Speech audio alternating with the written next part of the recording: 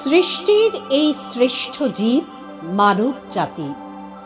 জীব জগতের তাহার পরিপূর্ণ সৃষ্টি। মানবের মতো সৃষ্টি আর করেনি স্রষ্টা, তাই তো মানব রূপ ধরেন বিধাতা।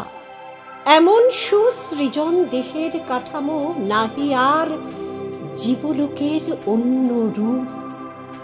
সৃষ্টি করে স্রষ্টা করে অঙ্গীকার, মানব রূপে আসিব আমি বারবার।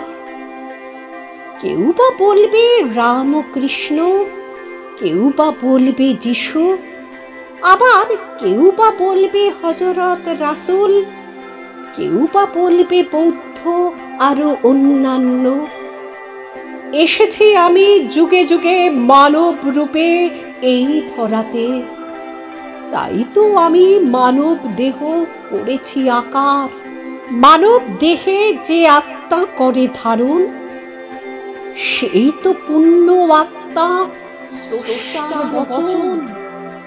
সেই তো পূর্ণ আত্মা স্রষ্টার বচন। স্রষ্টার বচন।